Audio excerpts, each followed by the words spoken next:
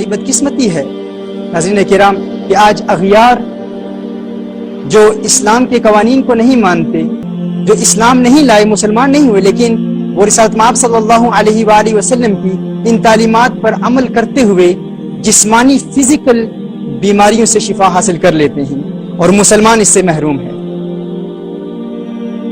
یہ مرحلہ بھی میری حیرتوں نے دیکھ لیا کہ بہار میرے لیے تھی اور میں تہی دامن۔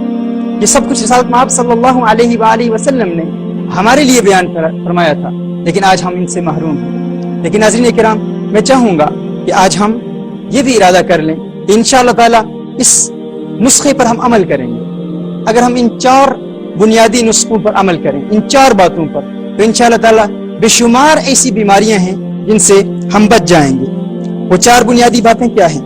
نمبر 1، جب تک ہمیں بھوک نہ لگے اس وقت تک ہم نے کھانا نہیں کھانا۔ سب سے پہلی بنیادی بات یہ آپ لکھ لیں، یہ 4 باتیں ہیں، انشاءاللہ تعالی اگر اس پر عمل کریں گے تو بے شمار ایسے امراض ہیں جن سے شفا حاصل کرنے کے لیے ہم ڈاکٹرز کے پاس جاتے ہیں، ہاسپٹلز میں جاتے ہیں اور کثیر رقم خرچ کرتے ہیں، لیکن اگر ہم ان 4 نسخوں پر عمل کر لیں تو انشاءاللہ تعالی مستقل طور پر ہمیں شفا مل جائے گی۔ پہلی چیز، جب تک ہمیں بھوک نہ لگے اس وقت تک ہم نے کھانا نہیں کھانا۔ جس طرح ہمارے ہاں، ہمارے معاشرے میں، ہماری سوسائٹی میں یہ عادت ہے، جہاں ہم جاتے ہیں اگر کھانے کا وقت نہیں ہے، کہیں آئس کریم کھا لی، کہیں چاکلیٹ کھا لی، بسکٹس کھا لیے۔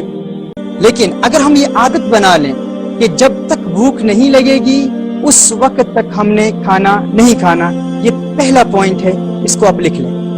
نمبر 2، جب کھانا کھائیں تو پیٹ بھرنے سے قبل اپنے ہاتھ روک لیں، یعنی جب ہمارا پیٹ بھر جائے اس وقت کھانا موقوف نہیں کرنا، یعنی جب پیٹ میں کچھ کھانا کھانے کی گنجائش باقی ہو اس سے قبل ہم کھانا کھانا موقوف کر لیں۔ یعنی ابھی کچھ تمنا ہو، کچھ خواہش ہو کہ کچھ نوالے مزید لے لوں، کچھ کھانا مزید کھا لوں، اس سے قبل کھانے کو موقوف کر لیں، کھانے کو روک لیں۔ یہ پوائنٹ نمبر 2۔ پوائنٹ نمبر 3، اگر ان بیماریوں کی شکایت ہے جن کا بھی میں نے ذکر کیا، جن کو بھی میں نے مینشن کیا، تو یہ یاد رکھیں کہ ہر قسم کی چکنائی والی تلی ہوئی غذاؤں سے ہم اجتناب کریں۔ ہر قسم کی ایسی چیزیں جس طرح میں نے ابھی مینشن کیا، سموسے، پکوڑے ہیں، پیزا ہے، اور اس قسم کی چیزیں جو تلی ہوئی ہوں، اگر ہم ان سے اجتناب کریں گے تو انشاءاللہ تعالی ہمیں اس بیماری سے شفا مل جائے گی۔